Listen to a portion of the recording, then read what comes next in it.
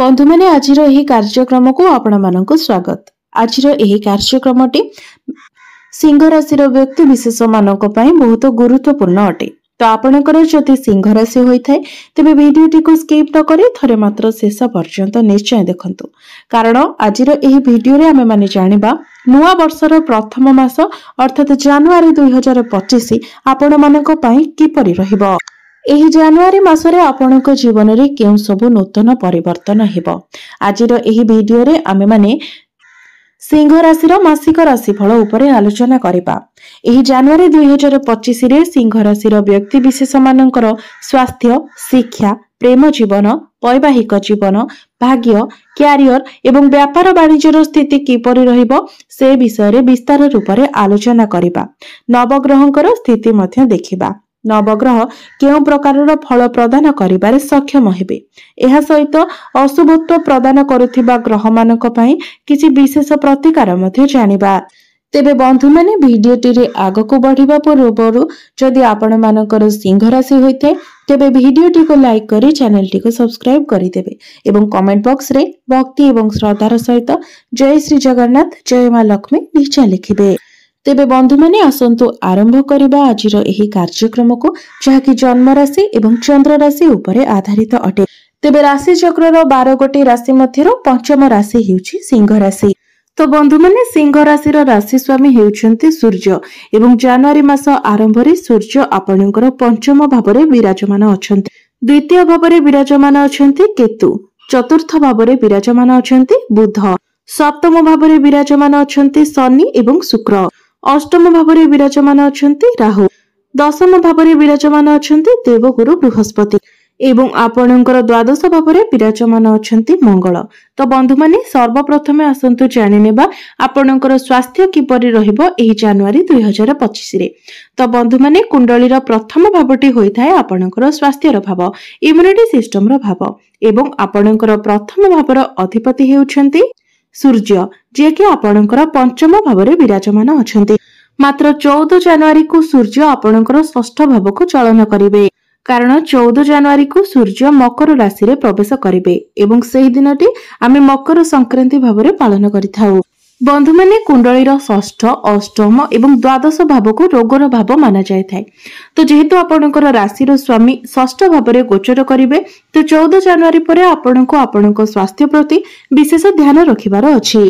तो जेतेबेले आपण बाहर को जाउछन्ती अर्थात 14 जनवरी परे जेतेबेले आपण कोनोसी लॉन्ग ट्रैवल ले लॉन्ग ट्रिप रे जाउछन्ती, तो सेतेबेले आपणको निजर स्वास्थ्य उपरे विशेष ध्यान रखिबार अछि।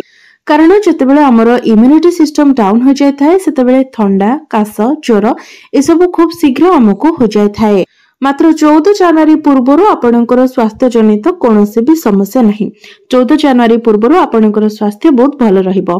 केवल 14 जनवरी परे आपणको निजर स्वास्थ्य प्रति ध्यान रखिबार अछि एवं विशेष करी सेतेबेले जेतेबेले आपण लॉन्ग ट्रैवल ले जाउछन्ती। एबे आसंतु जानिबा आपणकर शिक्षा क्षेत्र किपरि रहिबो एही जनवरी 2025 रे। विद्यार्थी मानक पई किपरि रहिबो एही जनवरी मासटी। तो बंधु माने कुंडलीर पंचम भावटी होइथाय शिक्षार भाव।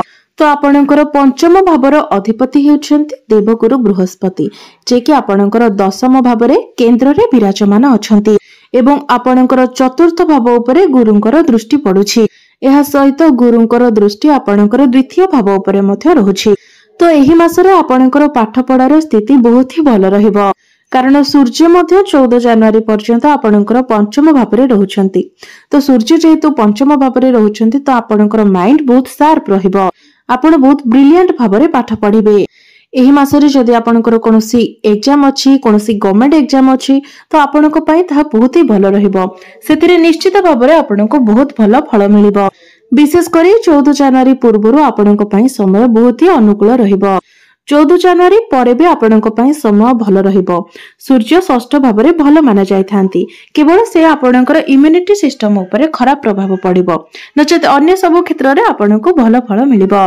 तेबे गुरु जेहेतु आपणकर शत्रु राशि रे विराजमान अछंती, तेणु आपण अन्य कहा कथारे पड़ी कोनोसी डिसिजन नियंतु नाही किंबा आखि बुझी कहार कथा को आपण विश्वास करंतु नाही। आपणको निजको जहा ठीक लागुची आपण सेही हिसाब रे कार्य करंतु। अन्य कहा कथारे पड़ी आपण लक्ष्यच्युत होंतु नाही। एबे आसंतु जानिबा आपणकर प्रेम जीवन किपरि रहिबो एही जनवरी 2025 रे। तो बंधु माने कुंडलीर पंचम भावटी शिक्षार भाव हेबा सहित पंचम भावटी मध्य होइथाय आपणकर प्रेम जीवनर भाव, संतानर भाव एवं आपणकर पंचम भावर अधिपति हेउछन्ति देवगुरु बृहस्पति, जे कि आपणकर दशम भावरे विराजमान अछन्ति एवं आपणकर पंचम भावरे विराजमान अछन्ति सूर्य। एवं 14 जनवरी परे गुरुंकर दृष्टि सूर्य उपरे पड़िबो, सूर्यंक उपरे पड़िबो।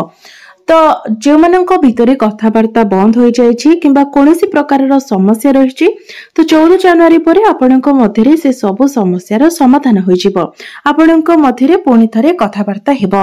तेबे बंधु माने सूर्य जतेबेले आपणकर षष्ठ भावको चलन करिवे तो आपणको निजर एग्रेशन उपरे, निजर कम्युनिकेशन उपरे आपणको ध्यान रखिबार अछि, निजर बाणी उपरे नियंत्रण रक्षा करिबार अछि।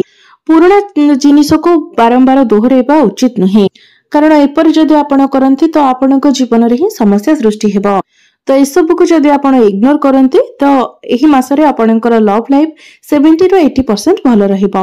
एबे आसंतु जानिबा आपणकर वैवाहिक जीवन किपरि रहिबो एही जनवरी 2025 रे। तो बंधु माने कुंडलीर सप्तम भावटी होइथाय आपणकर वैवाहिक जीवनर भाव, आपणकर जीवन साथीर भाव एवं आपणकर सप्तम भावर अधिपति हेउछन्ति शनि एवं शनि निजर स्वराशि रे आपणकर सप्तम भावरे ही विराजमान अछन्ति एवं शुक्रंक सहित विराजमान अछन्ति। तो बंधु माने शनि जेबेठारु आपणकर सप्तम भावरे अछन्ति तो सेठारे से शश नामक राजयोगर निर्माण करुछन्ति, जहा फଳରେ आपणकर जीवन साथींकर भाग्य रे निश्चित भावरे परिवर्तन आसीथिबो। तांकर प्रोफेशनल लाइफ रे हेउ किंबा पर्सनल लाइफ रे हेउ से निश्चित भावरे ग्रो करिथिबे, तांकर फाइनेंशियल ग्रोथ मध्य होइथिबो। जदि एपरि किछि न होइछि तो 30 मार्च मध्यरे निश्चित भावरे तांकर लाइफ रे किछि ना किछि गोटे पॉजिटिव चेंजेस हेबो एवं एही मासरे मध्य आपणकर जीवन साथी आपणक पई सपोर्टिव रहिबे, मात्र से टिके जिद्दी स्वभावर रहिबे। मात्र एहार कोनोसी खराब प्रभाव आपणकर वैवाहिक जीवन उपरे पड़िबो नाही। एबे आसंतु जानिबा सबुठारु महत्वपूर्ण विषय वस्तु आपणकर भाग्य, क्यारियर एवं व्यापार वाणिज्यर स्थिति किपरि रहिबो एही जनवरी 2025 रे। तो बंधु माने कुंडलीर नवम भावटी होइथाय आपणकर भाग्यर भाव। तो आपणकर नवम भावर अधिपति हेउछन्ति मंगल, जे कि आपणकर द्वादश भावरे विराजमान अछन्ति एवं 21 जनवरी को मंगल बक्री होई आपणकर एकादश भावको आसीबे।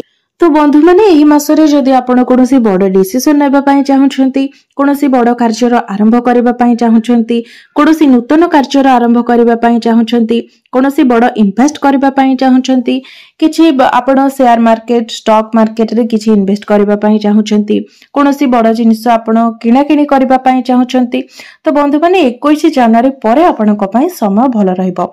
21 जनवरी पूर्वरो आपण ए सब जिनिस को स्किप करबा उचित, कारण 21 जनवरी पूर्वरो आपणकर भाग्य टिके दुर्बल रहुछि, जहाकि 21 जनवरी परे जेतेले मंगल आपणकर एकादश भावको चली आसीबे सेतेबेले आपणको आपणक भाग्यर सपोर्ट मिलिबो। तो ए सब कार्य जदि आपण 21 जनवरी परे करंती तो आपणक पई समय अनुकूल रहिबो। एबे आसंतु जानिबा आपणकर क्यारियर किपरि रहिबो एही जनवरी 2025 रे। तो बंधु माने कुंडलीर दशम भावटी होइथाय आपणकर क्यारियर भाव, कार्य क्षेत्रर भाव एवं आपणकर चाकरीर भाव एवं आपणकर दशम भावर अधिपति हेउछन्ति शुक्र, जे कि आपणकर सप्तम भावरे विराजमान अछन्ति, जे कि आपणको बहुत भलो फल प्रदान करिवो एवं 28 तारिख को शुक्र मीन राशि रे प्रवेश करिवे। तो एही मासरे आपणकर क्यारियर बहुत भलो रहिबो, क्यारियर रे आपणको अचीवमेंट मिलि पारे, आपणको कार्य क्षेत्रर परिवेश मध्य बहुत भलो रहिबो, कारण शनि मध्य शुक्रंक सहित सप्तम स्थान रे शश नामक राजयोगर निर्माण करूछन्ति। पूर्वरु जदि आपणकर कार्य क्षेत्र को नेकी किछि भी डर रहितिला, कोनोसी प्रकारर शंका रहितिला, से सब आपणकर दूर होइजिबो। आपण बहुत रिलैक्स होइकि निजर कार्य को करिवे एवं जो मानक निकटरे कोनोसी चाकरी नाही, आपण चाकरी पई प्रिपेयर होछन्ती तो एही मासटिरे बहुत अधिक संभावना रहुछि आपणको चाकरी मिलि जिबार। तो चाकरी पई आपण निजर चेष्टा जारी रखिबा उचित, कारण संपूर्ण मासटी आपणको चाकरी मिलिबार संभावना रहुछि। सूर्य जेतेबेले आपणकर षष्ठ भावको चलन करिवे तो षष्ठ भावटी चाकरीर मध्य होइथाय, तो निश्चित भावरे आपणको एही मासरे चाकरी मिलिबार संभावना रहुछि। आपणकर कार्य क्षेत्र रे आपणकर मैनेजमेंट स्किल, आपणकर कम्युनिकेशन, आपणकर कार्य करिबार शैली, आपणकर डॉक्यूमेंटेशन बहुत भल रहिबो। तो एही मासरे आपणकर कैरियर 90% भल रहिबो। तेबे बंधु माने एही मासरे आपणकर बहुत शत्रु मध्य वृद्धि पाइबे, किंतु शत्रु माने आपणकर कोनोसी क्षति करि परिबे नाही। तो से सब को आपण इग्नोर करि देबा उचित। एबे आसंतु जानिबा आपणकर व्यापार वाणिज्य किपरि रहिबो एही जनवरी 2025 रे। तो बंधु माने सप्तम भावटी होइथाय व्यापार वाणिज्यर भाव एवं आपणकर सप्तम भावर अधिपति हेउछन्ति शनि, जे कि निजर स्वगृह रे सप्तम भाव रे ही विराजमान अछन्ति एवं बिजनेस रो कारक ग्रह बुधंकर स्थिति मध्ये बहुत भल रहिछि। तो एही मासरे आपण निजर बिजनेस को आगो को बढ़ाइबा को भाबी पारंती। आपण बिजनेस को नहीं किछि प्लानिंग करि पारंती एवं आपणक मनरे जदि बिजनेस को नहीं किछि आइडिया रहिछि तो आपण ताको कार्य रे मध्ये परिणत करिबा उचित, कारण ताहा आपणक पई लाभ प्रदान करिवो। कारण आपणकर व्यापार वाणिज्य सह जड़ित प्रत्येक ग्रहंकर स्थिति बहुत भल रहुछि। तो आपणकर बिजनेस मध्ये एही मासरे बहुत भल रहिबो।